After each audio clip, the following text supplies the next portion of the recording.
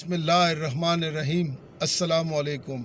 एजाज़ अली ख़ान आज़ादी 47 चैनल के तवस्सुत से आज बतौर ख़ास ओवरसीज़ पाकिस्तानियों से, आम पाकिस्तानियों से और पाकिस्तान के सो कॉल्ड लीडर से मुखातिब है।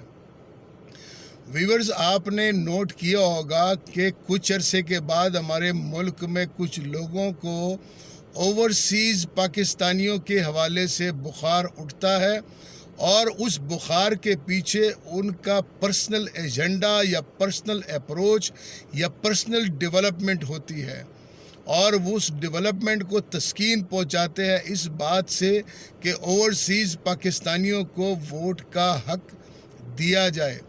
और इस सिलसिले में पीटीआई बड़ी पेश रहती है।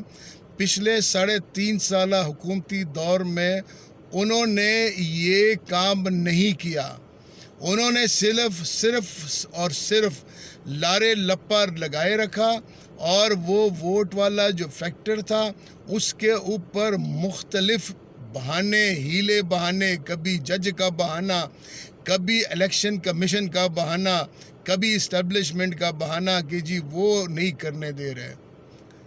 इधर से शेख रशीद साहब आते हैं और वो केस डाल देते हैं इस मकसद के लिए कि जी ओवरसीज़ पाकिस्तानियों को वोट का हक दिया जाए, क्योंकि शेख साहब जो है वो ऐसा कोई भी मौका हाथ से जाने नहीं देते जिससे उनकी ज़ाती तशहीर हो और जिससे उनका ज़ाती फ़ायदा हो।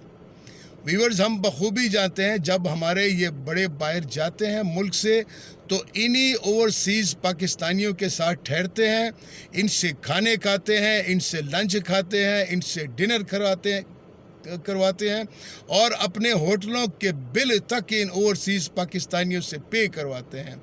और या ये तो छोड़िए, आते हुए इनसे तोहफे भी समेट के आ जाते हैं। ये है वो हमारे लीडर और ये बात करते हैं इनको वोट का हक दिलाने की। वोट का हक दिलाना चे मानेदारद, ये तो एक दिन की, एक मिनट की गेम है अगर ये लोग करना चाहें। वोट का हक, ये जब आप वोट के हक की बार बार बात करते हैं तो ये आप ओवरसीज़ पाकिस्तानियों की इंसल्ट करते हैं।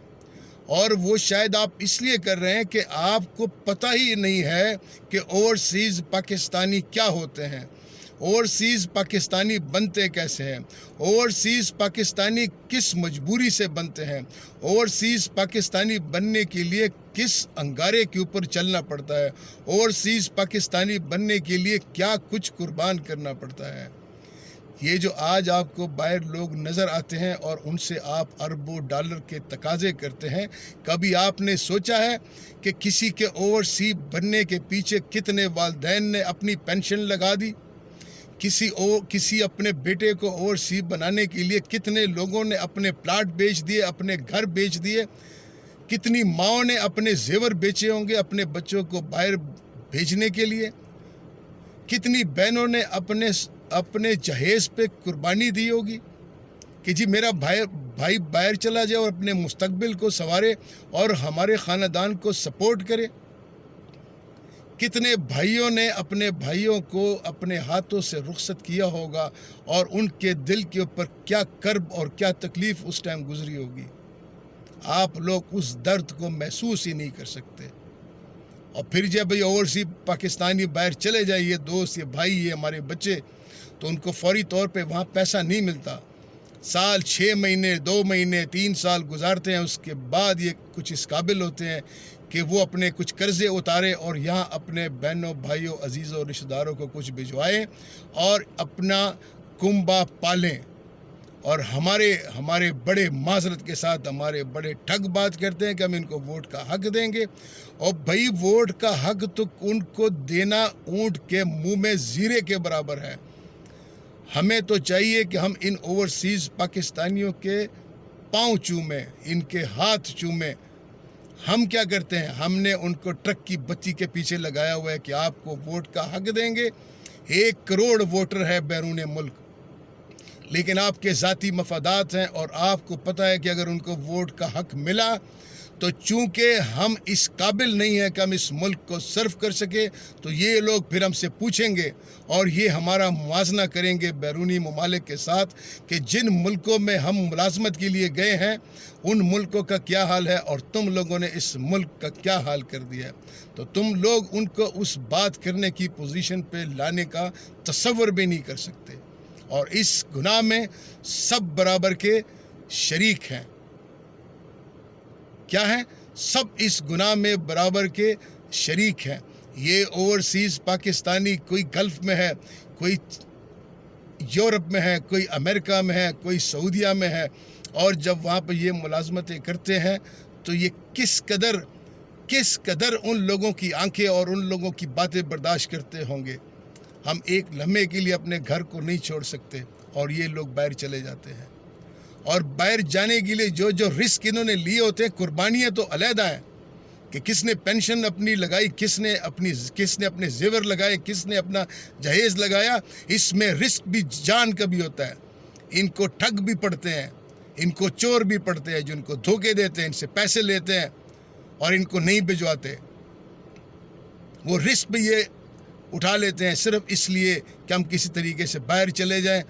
اور کیوں چلے جائیں؟ اس لیے کہ نہ ہمارے ملک میں تعلیم کی قدر ہے، نہ ہمارے ملک میں عزت کی قدر ہے، نہ ہمارے ملک میں قابلیت کی قدر ہے، نہ ہمارے ملک میں ملازمتیں ہیں، نہ ہمارے ملک میں انڈسٹری کو گرو کرنے دیا جاتا ہے۔ تو یہ ہمارا ذہن اور ہمارے بچے اور ہمارا دماغ باہر چلا جاتا ہے، اور باہر جانے میں بعض اوقات وہ اپنی جانیں بھی قربان کر دیتے ہیں۔ آپ کو نہیں پتا کہ کتنے بچے اپنی جانیں گنوا چکے اس ملک سے جانے میں، اور کن ایجنٹوں اور کن ڈاکوؤں کے ہاتھ وہ چڑھے ہیں، اور ان ڈاکوؤں کا سرپرست کون ہوتا ہے؟ کیا ہم بھول گئے کہ سوا مہینہ پہلے جو کشتی ڈوبی تھی اس میں 28 بچے کس کے تھے؟ وہ کس ماں کے جگر گوشے تھے، کس بہن کی خوشی تھی، کس عورت کے سہاگ تھے اس میں؟ بچے اپنے والدین کو یہ قربانی دیتے ہیں، بیوی اپنے خاوندوں کی قربانیاں دیتے ہیں کہ وہ باہر جائیں گے اور ہمارے لیے حلال رزق کمائیں گے، اور ہم ان کے لیے ووٹ کی بات کرتے ہیں اور سالوں لٹکائے ہم ان کو ووٹ نہیں دے پا رہے۔ کوئی کہتا ہے جی $20 ارب بھجوا رہے سال کا، کوئی کہتا ہے اوورسیز $30 ارب بھجواتے ہیں، کوئی کہتے ہیں $50 ارب بھجواتے ہیں، اور ہم ان کے ووٹ کی بات کرتے ہیں صرف کہ ہم صرف ووٹ دیں گے۔ ہمیں IMF ورلڈ بینک جب $1 ارب دیتا ہے تو ساتھ میں ہمیں وزیر خزانہ بھی پکڑا دیتا ہے۔ ہمیں جب $3 ارب دیتا ہے تو ہمیں اسٹیٹ بینک کا گورنر بھی پکڑا دیتا ہے کہ اب گورنر بھی ہمارا ہوگا۔ ہمیں جب $5 ارب بیرونی ملک قرضہ آتا ہے تو ہمیں ساتھ میں وزرائے اعظم بھی پکڑا دیے جاتے ہیں کہ یہ وزیر اعظم بھی ہمارا ہوگا۔ اور اب تو جب آپ کو پیسے دے رہے ہیں تو آپ سے پوچھتے ہیں کہ آپ نے اپنے میزائل کی رینج بھی کم کرنی ہے، اور یہ پاکستانی کیا مانگتے ہیں؟ کچھ بھی نہیں، اور آپ ان کے ووٹ کے حق کی بات کرتے ہیں۔ یہ اوورسیز پاکستانی ڈیزرو کرتے ہیں کہ ان کو اسٹیٹ بینک کا گورنر بنایا جائے، ان کو سفیر بنایا جائے، ان کو وزیر اعظم بنایا جائے، ان کو وزیر خزانہ بنایا جائے۔ ہم نے وہ سوچ ڈیولپ ہی نہیں کی کہ جو اس ملک کے لیے قربانی دے اس کو ہم کچھ دیں، بلکہ ہم نے عوام کا دماغ بھی خراب کر دیا ہے۔ یہی اوورسیز جب پاکستان آتے ہیں اپنے عزیز و اقارب سے ملنے کے لیے تو ایئرپورٹ سے معاملہ سٹارٹ ہو جاتا ہے، کسٹم والے اس کو دیکھتے ہیں، اور جب باہر نکلتے ہیں تو ٹیکسی والا اس کی جیب کے اوپر نظر ڈالے ہوتا ہے کہ اس میں سے کیسے وہ ڈالر چھین کے نکال کے لے جائے گا۔ غرض کوئی بھی اسپیئر نہیں کرتا۔ لہٰذا یہ ڈرامے بازی بند کی جائے اور ان کو ووٹ کا حق دیا جائے۔ میں آپ کو گارنٹیڈ کہتا ہوں کہ اگر ہم نے ان اوورسیز پاکستانیوں کو ان کا جائز مقام دلا دیا تو عمران خان صاحب، شیخ رشید صاحب اور ہمارے کرتے دھرتے آپ سن لیں، یہ $30 ارب کچھ بھی نہیں ہے۔ یہ $130 ارب اس ملک پہ نچھاور کرنے کی اہلیت رکھتے ہیں۔ یہ آپ کے بند کارخانے بھی چلا دیں گے، یہ بند اکانومی بھی آپ کی چلا دیں گے، آپ کا سٹیل مل بھی اٹھا دیں گے، آپ کی PIA بھی اٹھا دیں گے۔ صرف آپ نے ان کو عزت دینی ہے اور ان کا مقام دینا ہے، اور ان کے ساتھ ڈرامہ بازیاں نہیں کرنی۔ صرف اس لیے بات نہ کرے ووٹ کی کہ آپ کے ساتھ جواز ہو، کل کو آپ باہر چلے جائیں اور آپ کے ہوٹلوں کے اور آپ کے کھانوں کے اور آپ کے اللے تللوں کے خرچے وہ برداشت کریں اور آپ کو تحفے دے کے واپس بھیجیں۔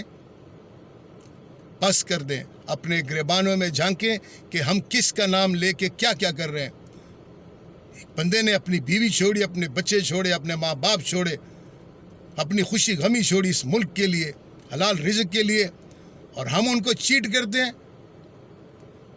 یہ ان کو ڈسگریس کرنا ہے کہ اگر ہم صرف ان کے ووٹ کی حق کی بات کریں، ان کو ان کا جائز مقام دیں، ان کو رسپیکٹ دیں، تاکہ وہ اس ملک کو سر پہ اٹھا لیں، اور انشاءاللہ وہ دن دور نہیں کہ جب وہ اٹھائیں۔ ایک لمٹ ہوتی ہے معاملات کی، اور ہم ایکسٹریم تک پہنچ چکے ہیں۔ بس ہو گئی، جتنا ان کو لوٹنا تھا، جتنا اوورسیز کو ٹرک کی بتی کے پیچھے ہم لوگوں نے لگانا تھا، ہم نے لگا لیا۔ جس نے جو کرنا تھا ہو گیا۔ انف از انف۔ اب آگے کھائی ہے۔ کیا ہے؟ آگے اب گہری کھائی ہے۔